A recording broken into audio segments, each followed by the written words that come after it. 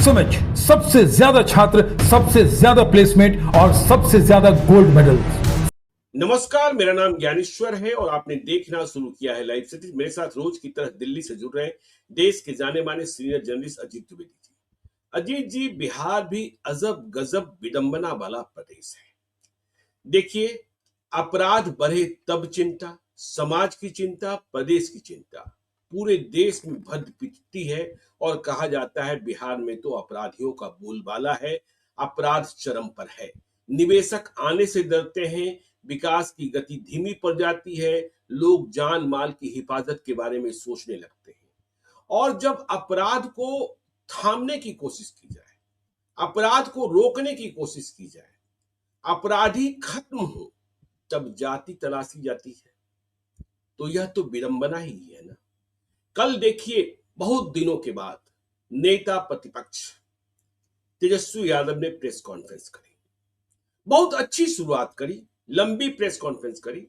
उन्होंने सम्राट चौधरी से सवाल पूछे, अपराध के आंकड़े दिए और विशेषकर जब सरकार महिला सशक्तिकरण और महिला सुरक्षा की बात करती है तो तेजस्वी यादव ने सम्राट चौधरी से पूछा और घटनाओं का ब्यौरा देते हुए पूछा कि इन दिनों में, इन महीनों में महिलाओं के साथ इतनी घटनाएं प्रतिवेदित हुई, दुष्कर्म की बहुत सारी घटनाएं और नाबालिग बच्चियों के साथ।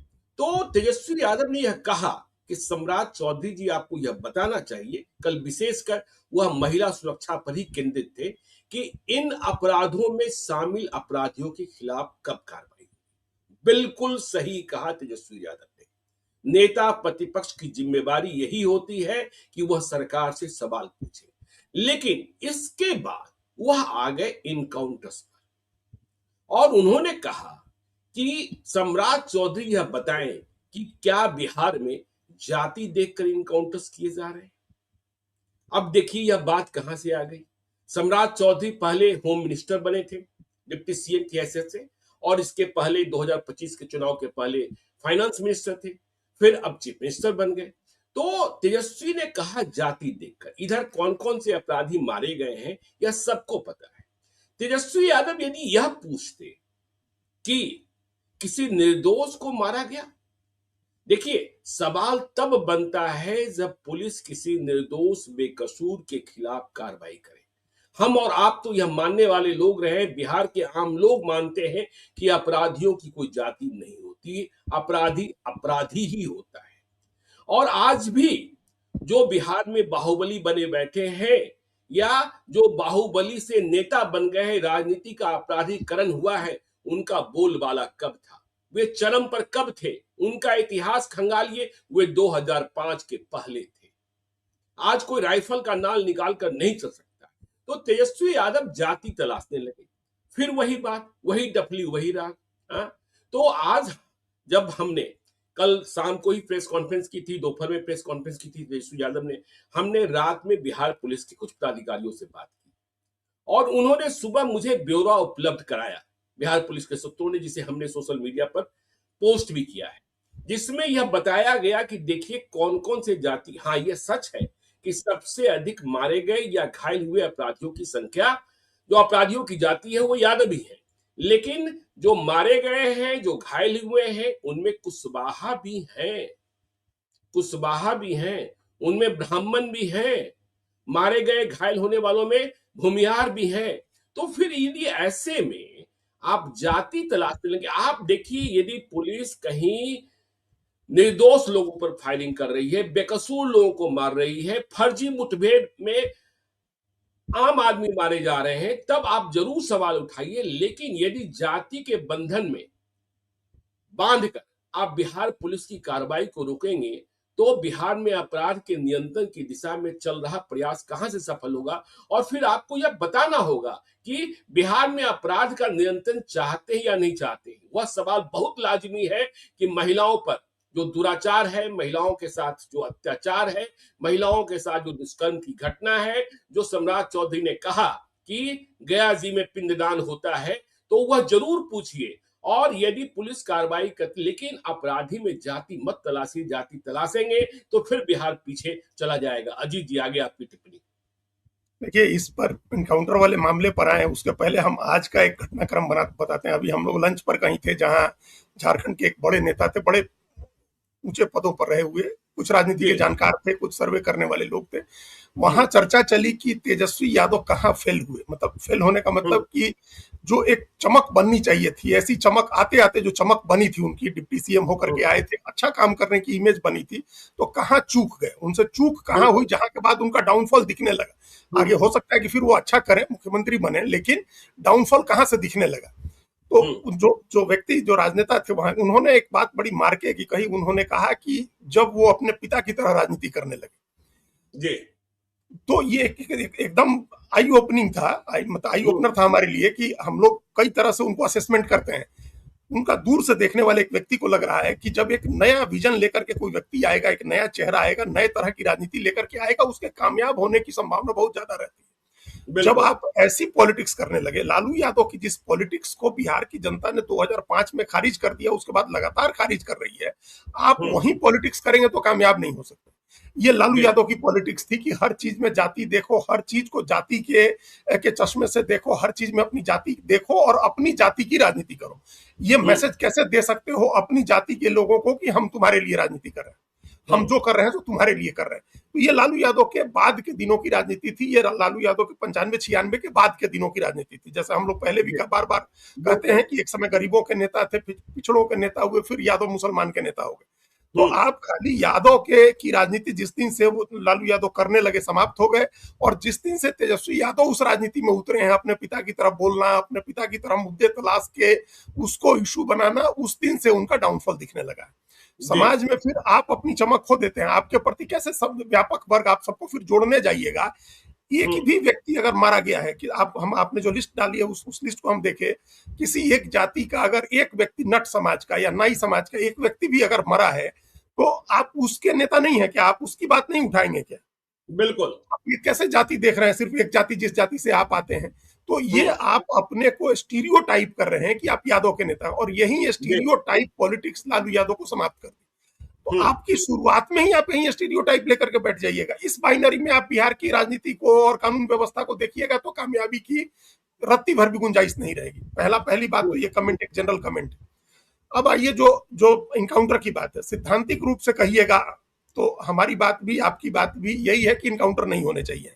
जो सिद्धांत की बात है, हम लोग जिस सिद्धांत डेमोक्रेसी और पुलिसिंग की व्यवस्था को मानते हैं, इनकाउंटर्स नहीं होने चाहिए। लेकिन ये बात व्यवहार में कभी सफल नहीं हो सकती है, क्योंकि व्यवहार में इनकाउंटर्स की जरूरत पड़ती है। सिद्धांत रूप में भले कितना भी कहा जाए, पुलिस वाले भी कोई ऐसा नहीं है कि उनको बड़ा शौक होता है कि चलो आज बंदूक लेकर निकले हैं, किसी को हम इनकाउंटर कर देते हैं। तो सैद्धांतिक रूप से ये हम लोग इसके विरोध में हैं।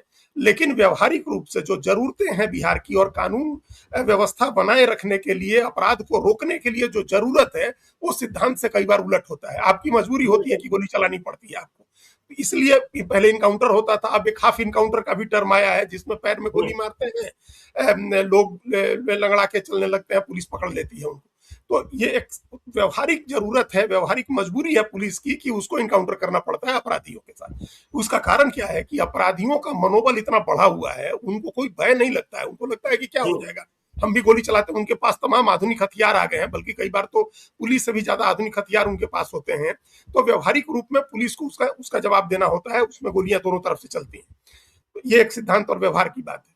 अब आइए उस बात पर जो आज आपने पोस्ट किया है और जो तेजस्वी यादव का कहना है। अब ये देखिए, जब आप इनकाउंटर में जाति तलाशते हैं, ये कुछ दिन पहले की बात आपको हम बताएंगे ज्ञानेश्वर जी, उत्तर प्रदेश में भी ऐसी होता था। बिल्कुल। इसको बड़े ध्यान से सुनना चाहिए, देखना चाहिए तेजस्वी यादव को भी, और तब उनको पता चलेगा कि राजनीतिक रूप से वो कितनी बड़ी भूल कर रहे हैं, कितनी बड़ी गलती कर रहे हैं। जी। जब इनकाउंटर बिहार उत्तर प्रदेश में शुरू हुए, तो पहला नैरेटिव ये बना कि मुसलमानों को मारा जा रहा है, लेकिन बहुत जल्दी वो नैरेटिव ये आ गया कि ब्राह्मणों को मारा जा रहा है। और एंटी ब्राह्मण, इस योगी आदित्यनाथ की सरकार को एंटी ब्राह्मण गवर्नमेंट साबित करने के लिए बड़ा कैंपेन चला। उस कैंपेन में समाजवादी पार्टी या बहुजन समाज और कांग्रेस पार्टी, जो अपोजिशन की पार्टीज थी, वो तो शामिल थी ही। ब्राह्मणों का अलग अलग समूह या अलग अलग ब्राह्मण नेता जो दूसरी पार्टियों के थे, उन लोगों ने भी कहना शुरू कर दिया। विकास दुबे का इनकाउंटर उसका एक चरम बिंदु था। उसके पहले कई कहानियां आई कि यहाँ ब्राह्मण को मारा गया, वहां ब्राह्मण को मारा गया, ऐसे हो रहा है, वैसे हो रहा है, और एक माहौल बनाया गया कि ब्राह्मण विरोध में हो जाए। अब देखिए उसके बाद क्या नतीजा आया। जितना नैरेटिव बना उसी अनुपात में फिर भारतीय जनता पार्टी चुनाव जीत गई। कहीं भी बिल्कुल। ब्राह्मणों ने बीजेपी को छोड़ करके दूसरे किसी को वोट नहीं किए। लोकसभा चुनाव में बीजेपी हारी भी है, अगर उसकी सीटें समाजवादी पार्टी की बढ़ी भी हैं तो ब्राह्मण की वजह से नहीं बढ़ी है, बल्कि बीजेपी की जो बची हैं वो ब्राह्मण की वजह से बची। तो जो कास्ट का नैरेटिव उत्तर प्रदेश में जिन लोगों ने बनाया कि ब्राह्मण वर्सेज राजपूत बना देते हैं, इस कास्ट जो एक फॉल्ट लाइन रही है यूपी की पॉलिटिक्स की, उस फॉल्ट लाइन को हम और बड़ा कर देंगे तो हमको राजनीतिक लाभ हो जाएगा, नुकसान हो गया। कोई नहीं बिल्कुल। जीता, कोई नहीं जीता। जो भारतीय जनता पार्टी से लड़े वो सब ब्राह्मण जीत गए, एक आध दो चार कहीं हारे होंगे, लेकिन बाकी दूसरी जगह अकाल पड़ गया जीतने का। ब्राह्मणों ने नहीं छोड़ा भारतीय जनता पार्टी को। इसका क्या कारण था?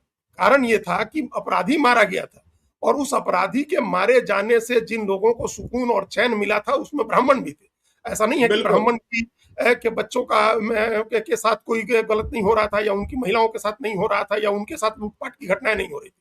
अगर अमन चैन बहाल हुआ है तो उसके लाभार्थी ब्राह्मण भी थे, राजपूत भी थे, वैश्य भी थे, पिछड़ी जाति, दलित समाज, सबके लोग थे। तो ब्राह्मणों ने इसको नहीं बाई किया आपके इस नैरेटिव को कि हमारे तो ठीक है, वो तो क्रिमिनल मारा जा रहा है लेकिन हमको तो सुकून मिल रहा है ना।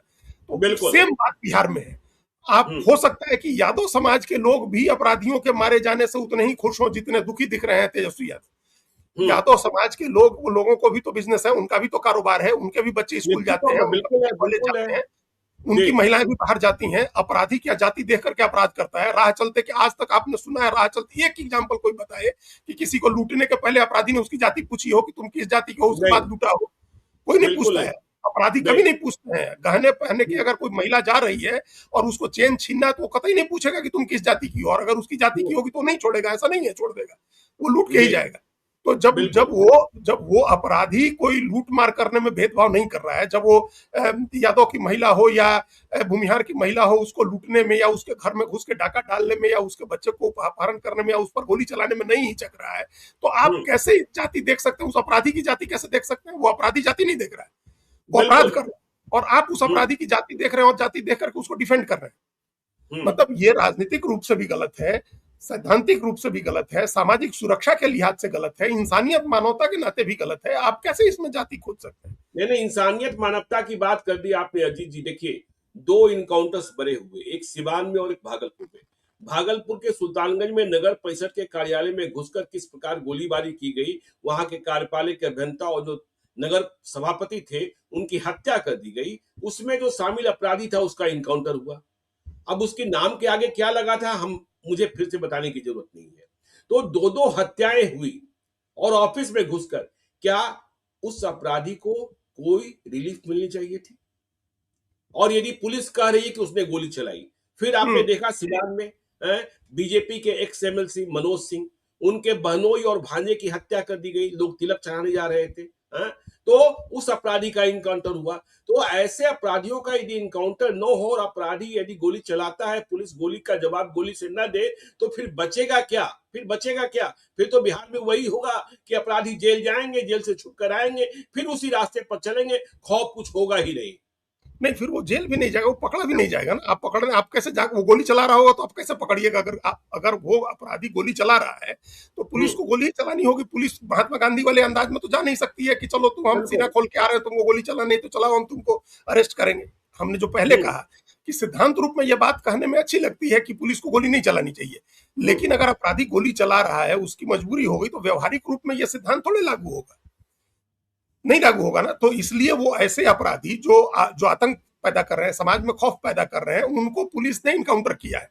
अब आप उसी की आंकड़ों की बात देखिए ना ज्ञानेश्वर जी, जो आपने डाला उन आंकड़ों को देखिए ना, क्या है वो बार बार हाईलाइट कर रहे हैं। मान लीजिए हाईलाइट कर रहे हैं कि घायल होने वालों में 33% यादव है, घायल होने वाले लोगों में, मारे गए लोगों में 20% उनकी हिस्सेदारी है। 10 लोग मारे गए हैं तो उसमें 2 यादव समाज के हैं, 20% हिस्सेदारी है। और जो घायल हुए हैं उसमें 9 या 10 लोग मारे गए हैं या 11 लोग, उसमें 33% घायलों में यादव है। अब आपकी आबादी 14% से ज्यादा है। अपराध में भागीदारी आपकी निश्चित रूप से ज्यादा है, इसलिए इनकाउंटर में आपकी भागीदारी ज्यादा आ रही। लेकिन उसके नीचे का आप आंकड़ा देखिए कि भूमिहार जाति के 9% लोग मारे गए, मतलब गोली लगी है भूमिहार जाति की। भाई आबादी 2-2.5% जिस जाति की है, उस जाति का इनकाउंटर वाले हुए लोगों में उस जाति की 4 गुना हिस्सेदारी है। बिल्कुल। क्यों है ये आप अनुपात देखिए ना भाई, अनुपात देखिए। एक जाति जिसकी आबादी बिहार में 2.5% के करीब है, 3.25% है, उसका इनकाउंटर में हिस्सा 9% है, 3 गुने से ज्यादा। तो क्या तो जी। ये सवाल उठाना चाहिए ना भूमिहार लोगों को कि भाई क्यों आप मार रहे हैं? तो कोई नहीं उठा रहा है। कोई हुँ। भूमिहार इस बात का आकर के और नहीं कह रहे कि क्यों इनकाउंटर करके गोली मार रहे हैं। अजीत जी आपको बताएं कि इधर के इनकाउंटर्स में बिहार में जो सबसे बड़ा अपराधी ढेर किया गया है वह अपराधी जाति का कुशवाहा है, प्रिंस कुशवाहा, जिसे हाँ, हाजीपुर में पुलिस ने मारा जब सम्राट चौधरी होम मिनिस्टर थे। वह प्रिंस कुशवाहा जो जेल से भागा, वह प्रिंस कुशवाहा जिसने पुलिस वाले की हत्या की थी, वह प्रिंस कुशवाहा जो देश भर में घूम घूम कर सोना लूटता था, वह प्रिंस कुशवाहा जो मंत्री लेसी सिंह की हत्या का प्लान कर रहा था। तो पुलिस ने उसे दिन दहाड़े, और देखिए जब प्रिंस कुशवाहा मारा गया तो उसके पिता ने बड़ा दिल दिखाते हुए, बहुत कठोर निर्णय लेते हुए कहा कि हम अपने पुत्र की लाश नहीं लेंगे, वह अपराधी था और पुलिस ने उसे गोली मारकर ढेर कर अच्छा काम किया है। समाज को शांति मिल गई है, परिवार को शांति मिल गई है, रोज की झेलन से हम मुक्त हो गए हैं। एग्जैक्टली यही तो हम लोग कह रहे हैं कि अगर अपराधी है जी, उसकी कोई जाति नहीं है, परिवार का लोग डिसोन कर रहा है। अब बिल्कुल। वही हमने सबसे पहले यही कहा कि यादव लोग भी हो सकता है चैन की सांस ले रहे हो किसी यादव क्रिमिनल के मारे जाने से, हुँ, क्योंकि जिस जाति का अपराधी है वो अपनी जाति के लोगों की जमीनें भी कब्जा कर रहा है, या वो जहरीली हुँ, शराब बेच रहा है तो ये नहीं देख रहा है कि उसकी जाति के लोग न पिए, उसकी जाति के लोग शराब पी करके न मरे। तो उसके हुँ, अपराध से त्रस्त जो है वो यादव भी हो सकता है कि खुशी मना रहे हो किसी के मारे जाने से कि चलो अच्छा हुआ मुक्ति मिली। जिस तरह से हुँ, यहाँ प्रिंस कुशवाहा के पिताजी ने कहा कि अपराध से एक अपराधी मारा गया, वो हमारा बेटा बाप अपराधी हो गया था तो बेटे का हमारा उसे कोई नाता नहीं है।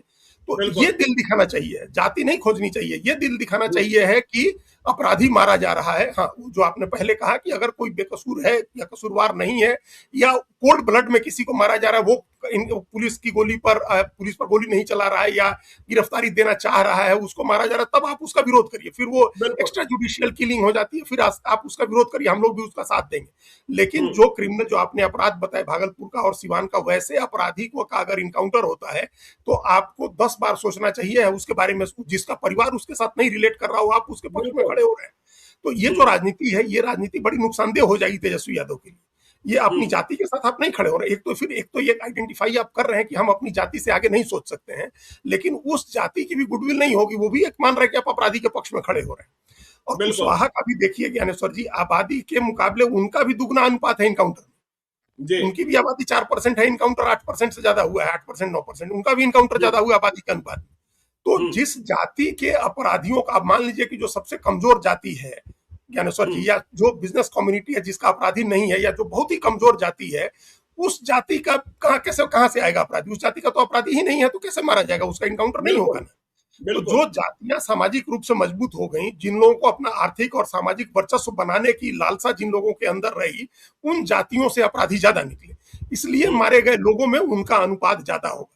देखिए राष्ट्रीय स्तर पर हम लोग देखते हैं ज्ञानेश्वर जी, में हम आपने जो लिस्ट भेजी उस लिस्ट को देख के हमको बड़ी हैरानी हुई कि मुसलमान सिर्फ 3% है इनकाउंटर में, उसका नाम 3% है, हुँ, जबकि बिहार में भी आबादी 18% है मुसलमान की आबादी।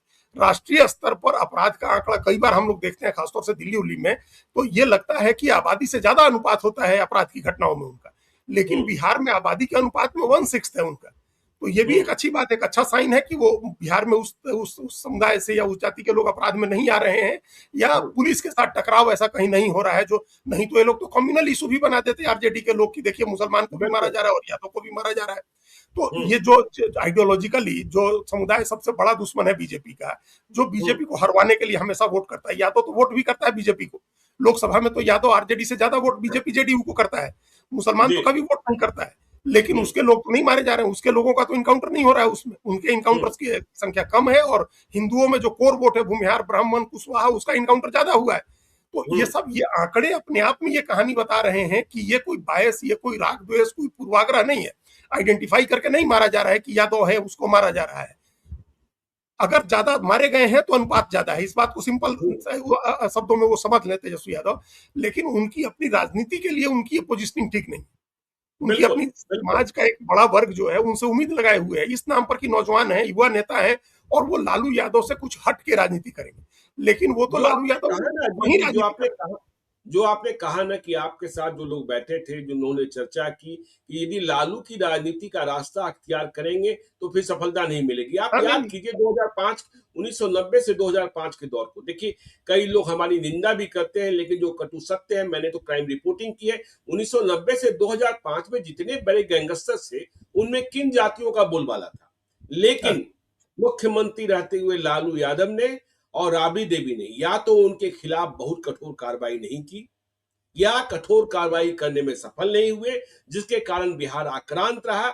या दूसरे लोग यह भी कहते हैं कि उन्हें इसलिए छूट भी मिली रही कि उन गैंगस्टरों के आक्रांत से दूसरा जो वर्ग था वह गोलबंद हुआ, जिसका राजनीतिक फायदा लालू यादव और राबड़ी देवी की सरकार को मिला। और आज भी हमने जो प्रारंभ में ही कहा कि जितने बाहुबलियों के नाम लिए जाते हैं और लोग कमेंट सेक्शन में लिख देते हैं कि इनको कब इनकाउंटर करोगे, ये सब ये जब इनका बोलबाला था तो यह वह दौर तो 1990 से 2005 का ही था। अब तो इन्होंने राजनीति का चोला पहन रखा है अजीत जी।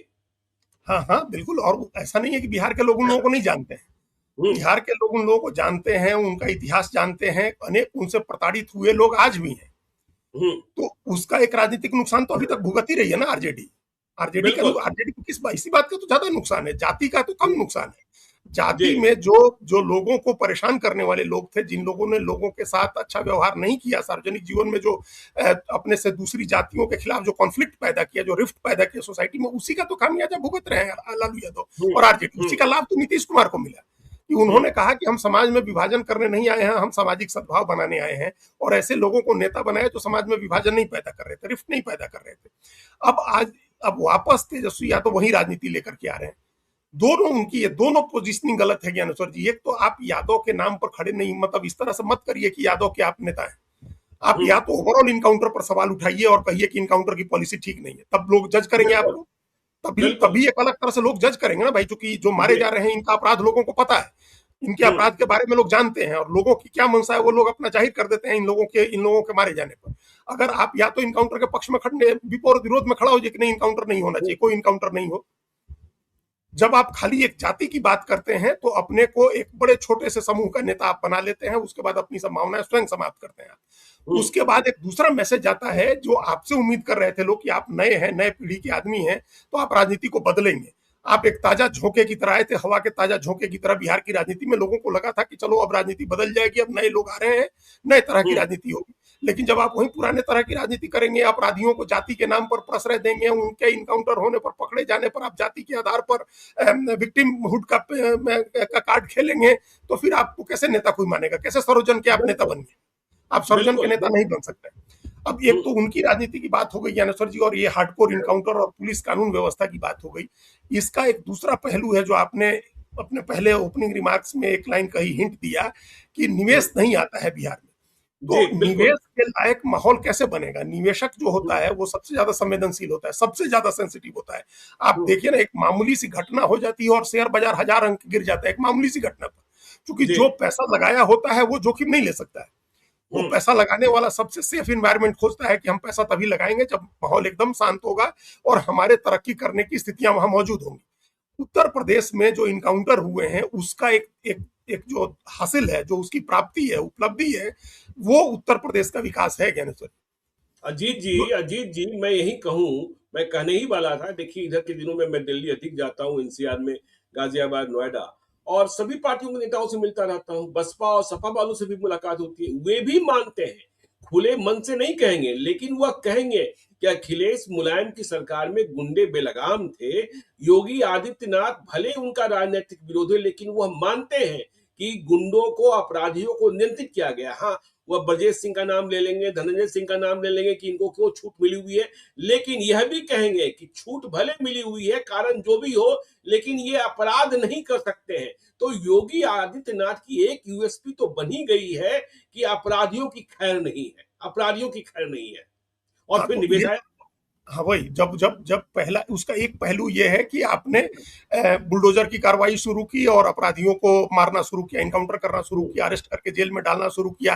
भाई एक समय तो इनकाउंटर का ऐसा भय हो गया कि लोग भागे हुए अपराधी आकर के थाने में सरेंडर करने लगे कि हमको जेल में बंद कर दो, नहीं तो कब गोली लग जाएगी, कब मार दिए जाएंगे। तो ये हालांकि इसके बावजूद अपराध वहां है, लेकिन अब ऐसी स्थिति नहीं है, अपराध कहीं भी खत्म नहीं हो सकता। वर्ल्ड का जो क्राइम कैपिटल है वो न्यूयॉर्क सिटी है, जहां की पुलिस सबसे पावरफुल, सबसे आधुनिक उपकरणों से लैस और सबसे कमिटेड पुलिस है। वो क्राइम कैपिटल है वर्ल्ड का, वहां सबसे ज्यादा अपराध होते हैं।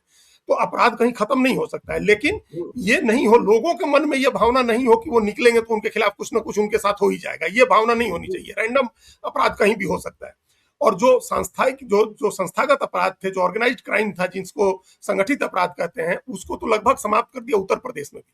ये जितने बिल्कुल। संगठित अपराध चलाने वाले गिरोह थे, जो माफिया थे, लैंड शार्क जिनको बोलते हैं, वो सब खत्म हो गया, वो नहीं होता है। हम्म, और हम लोगों ने चुनाव के कवर करने के दौरान देखा, कई लोगों के किस्से सुने। लोग बताते हैं, छोटा दुकानदार है, उसका कहना है कि आज हम लोगों को जितनी आमदनी होती है, वो आमदनी हमारी होती है, हमारा परिवार चल रहा है। महंगाई वगैरह की बात तो करते हैं लोग, लेकिन ये था कि पहले अब 4 आदमी उसकी दुकान के सामने आ गया, बैठ गया, अपना ठिया लगा लिया, दारू पीने लगा, उसके यहाँ से कुछ सामान खरीद रहा है और वो पैसा नहीं मांग सकता है, पैसा मांगेगा तो उसके साथ मारपीट की जाएगी। अब ये चीजें खत्म हो गई हैं उत्तर प्रदेश में, तो ये अपने आप में लोगों के लिए बड़े सेंस ऑफ रिलीफ की बात है। और ये जो तमाम डेवलपमेंट है, बिहार में अभी भी आपको तो याद होगा, हम लोग अखबारों से जुड़े आदमी रहे हैं कि 2005 के पहले जो विज्ञापन दाता अखबारों में होते थे, जो स्थानीय दुकानदार थे, स्थानीय प्रतिष्ठान था या स्थानीय उद्योगपति थे, अपने प्रोडक्ट को एडवर्टाइज करते थे, वे विज्ञापनों में टेलीफोन नंबर्स नहीं छप पाते थे, क्योंकि टेलीफोन नंबर छप जाएंगे तो अगले दिन रैंसम कॉल आ जाएगा। हाँ, तो यह वह स्थिति थी और उस स्थिति से बिहार निकला है। और यदि फिर से आप मतलब जाति देखने लगेंगे तो फिर तो अनर्थ ही हो जाएगा। हम लोग पूरे चुनाव पिछली बार जो चर्चा की, जो जनता कहती थी, लोग दोहराते थे, और हम कई बार हम भी कह चुके हैं कि भाई, साधारण मास्टर है, रिटायर होने वाला है, उसके पहले उसके घर चिट्ठी आ जाती थी कि तुम रिटायर हो रहे हो, पैसा दे दो, नहीं तो तुम्हारे पोते को उठा लेंगे, पोती को उठा लेंगे। तो अब ये खौफ तो नहीं है ना। तो ये स्थिति, इसका नतीजा क्या हुआ उत्तर प्रदेश में? ज्ञानेश्वर जी, आप तो वेस्टर्न यूपी में ही, नोएडा में भी और गाजियाबाद में भी जाते रहते हैं, बैठते हैं, लोगों से मिलते हैं, स्टूडियोज हैं तमाम चैनल्स के। आप विकास देखिए, क्या विकास हुआ है। दिल्ली से उत्तर प्रदेश में आप 300 किलोमीटर चल दीजिए, 400 किलोमीटर चल दीजिए, आपको अलग ही तस्वीर दिखाई देगी। तमाम कंपनियां, जो मिलेनियम सिटी भारत का डेवलप हो रहा था, गुरुग्राम, उस गुरुग्राम से निकल के तमाम कंपनियां चली गई अब जेवर तक, जेवर के आगे तक, बुलंदशहर, हापुड़, मेरठ, कोई रास्ता नहीं बचा जहां कंपनियों ने, बड़ी बड़ी कंपनियों के ऑफिसेज नहीं बन गए। तो ये कैसे हुआ? ये इसलिए हुआ है क्योंकि भय खत्म हुआ है। और भय खत्म होने का एक नतीजा है कि डेवलपमेंट हुआ है, वहां निवेश आया है, और जो दिल्ली गुरुग्राम से निकल के बड़ी कंपनियां उत्तर प्रदेश, ग्रेटर नोएडा, नोएडा और अब तो न्यू नोएडा बन रहा है, वहां तक अपना कंपनी खोल रही है, अपनी कंपनियां खोल रही हैं। तो ये उसकी वजह से बिहार में आज इस बात की जरूरत है कि एक सेंस ऑफ सिक्योरिटी बहाल हो। बाहर भी जो व्यक्ति है, जो वहां व्यक्ति है, उसके मन में सिक्योरिटी का भाव पैदा हो। अपराध कहीं रैंडम हो सकता है, लेकिन उसके मन में एक सुरक्षा की भावना होनी चाहिए है कि पुलिस हमारे साथ है, पुलिस अपराधियों को पीछे पड़ी हुई है और अपराधियों की खैर नहीं है। अब कोई अपराधी हिम्मत नहीं कर सकता है हमारे खिलाफ हमको परेशान करने का, चाहे वो अपराधी किसी जाति का हो। तो ये धारणा अगर बनाने की कोशिश कर रही है सम्राट चौधरी की सरकार, अगर सम्राट चौधरी आते आते उन्होंने इस बात को अपना लक्ष्य बनाया है कि हम कानून व्यवस्था बहाल करेंगे और लोगों के मन में सुरक्षा की भावना पैदा करेंगे, तो ये पहला चरण है निवेश आमंत्रित करने का। देखिए, अभी निवेश आ रहा है। गौतम अडानी ने कहा हम 50-60 हजार करोड़ रुपया लगाएंगे, वो ज्यादा भी लगा देंगे। हो सकता है कि उनके पीछे कुछ और बड़े बिजनेसमैन आ जाए, लेकिन सिर्फ 4-6 बड़े बिजनेसमैन से नहीं बनेगा ना, सैकड़ों लोगों को आकर के पैसा इन्वेस्ट करना होगा। बिहार का जो आदमी बिहार से बाहर जाकर के पैसा निवेश कर रहा है, उसके मन में ये मोटिवेशन आना चाहिए कि हमको बिहार में निवेश करना चाहिए, कि हम बिहार में निवेश करें। जब वो निवेश शुरू होगा, छोटे छोटे उद्यम लगने शुरू होंगे, तब बिहार की तरक्की होगी। तो उसके लिए जरूरी है कि आप कोई भी अपराधी हो, अडानी का तो कुछ नहीं कर सकता है ना, अडानी अंबानी आ जाए और जिंदाल आ जाए और टाटा बिरला आ जाए, उनका तो आप कुछ नहीं कर सकते हैं ना। ये लोग छोटे छोटे लोगों को पकड़ते हैं। तो इसके लिए इनका खत्म होना जरूरी है, इनके मन में भय पैदा होना जरूरी है। पुलिस चाहे जिस तरह से हो, पकड़ के इनको जेल में डाले, कन्विक्शन करवाए, इनको सजा दिलवाए। जो उससे राजी नहीं होता है, जो पुलिस पर फायरिंग करता है, उसके खिलाफ इनकाउंटर वो हो ही रहा है। आपने देखा ना कि अभी यदि ओसामा साहब के यहाँ रेड हुआ, साहबुद्दीन के बेटे के यहाँ, तो उसके पहले उससे बड़ी रेड हुई गोपालगंज में कुचायकोट के जेडीयू के विधायक अमरिंदर पांडे एलियस पप्पू पांडे के यहाँ। ठीक है, पप्पू पांडे को अभी कोर्ट से रिलीफ मिल गई है, लेकिन यदि आरजेडी के विधायक के यहाँ छापेमारी हुई तो उसके पहले जेडीयू के विधायक के यहाँ भी छापेमारी हुई। ओसामा साहब मुसलमान हैं, साहबुद्दीन के बेटे हैं, लेकिन अमरिंदर पांडे एलियस पप्पू पांडे जेडीयू के विधायक हैं और जाति से ब्राह्मण है, इसलिए आप कैसे कर सकते हैं? ठीक बात है। तो वही, और ये आप देखिए कितने रिलीफ की बात है लोगों के लिए। ये अगर पप्पू पांडे से कोई आदमी परेशान हुआ होगा या किसी के मन में भय होगा कि ये यहाँ के बाहुबली हैं, हमको परेशान कर सकते हैं, तो उसको तो एक रिलीफ, उसको एक सेंस ऑफ सिक्योरिटी तो मन में आया होगा कि सरकार भेदभाव नहीं कर रही है। सरकार अपने विधायकों पर भी कार्रवाई कर रही है और आरजेडी के विधायकों पर भी कार्रवाई कर रही है। जो भी जिसकी शिकायत मिल रही है उसके खिलाफ कार्रवाई हो रही है। ये सरकार अन्याय नहीं कर रही है, सरकार निष्पक्ष है। सरकार अपराधियों के खिलाफ कार्रवाई कर रही है, ये धारणा बनाना सबसे पहली जरूरत है। और जी इस धारणा को बनाने में नेता प्रतिपक्ष को एक भूमिका निभानी चाहिए। बिहार अगर तरक्की करेगा, बिहार में हम्म, निवेश आएगा, औद्योगिक विकास होगा, रोजगार के अवसर बनेंगे, तो ये तय करके रखें ज्ञानेश्वर जी की 14% अगर यादव है तो उसी अनुपात में उसको भी नौकरी मिलेगी, उसका भी बिल्कुल। फायदा होगा। वो हम्म, ऐसा विकास नहीं है। अगर सड़कें आज बनी है तो क्या सिर्फ एक ही जाति के लोग थोड़े चल रहे हैं, या बिजली जा रही है तो जी एक ही जाति के लोग, घर के लोगों में थोड़े जा रही है, पानी की हम्म, व्यवस्था है तो एक ही जाति के लोगों के लिए थोड़े है, या एक पार्टी के समर्थकों के लिए थोड़े है। तो ये जो हम्म, अगर ऐसी स्थिति बनेगी तो उसके उसके लाभार्थी सब लोग होंगे। तो बिल्कुल। इसमें भागीदार बनिए, इसमें भागीदार हम्म, बनिए। और अभी जब आपने कहा था ऐसे कि हम समय दे रहे हैं सरकार को, कुछ समय दीजिए, सरकार को करने दीजिए ना। अभी तो सम्राट चौधरी को 1 महीना हुआ है, जी आप उनको देखिए, उसके बाद जज करिए, असेसमेंट करिए। और ये जो आपने आंकड़ा रखा है, इस आंकड़े का अध्ययन करें, परसेंटेज देखें कि बिल्कुल। किस अनुपात में अपराधी हैं, किस अनुपात में अपराधियों का इनकाउंटर हो रहा है, किस जाति के कितने अपराधी मारे जा रहे हैं। और इस अनुपात में, इस आधार पर आप अपना जो आपका रिस्पॉन्स है उसको आर्टिकुलेट करें। आपका जी रिस्पॉन्स रैंडम नहीं होना चाहिए, आपका रिस्पॉन्स जाति के आधार पर नहीं होना चाहिए, बिहार के हित में होना चाहिए, समाज के व्यापक हित में होना चाहिए, व्यापक समाज के हित में होना चाहिए।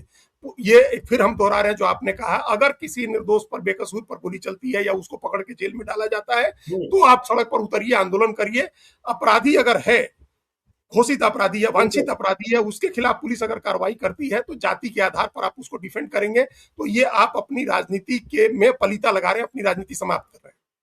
यदि जाति देखेंगे तो पलीता लगा देंगे अपनी राजनीति में। तेजस्वी जी इस बात को समझिए, भविष्य आपका हो सकता है लेकिन आपकी दिशा सही हो, नीति सही हो। तो बिहार की चर्चा हम आगे भी करते रहेंगे। आप देखते रहिए लाइव सीरीज को। यदि अब तक आपने हमारे यूट्यूब चैनल लाइव सीरीज को सब्सक्राइब नहीं किया है तो जरूर कर लीजिएगा। और यदि इस वीडियो को आप फेसबुक पेज के माध्यम से पेज को लाइक कीजिएगा। हैंडल एक्स पर भी हमें फॉलो कीजिए। धन्यवाद।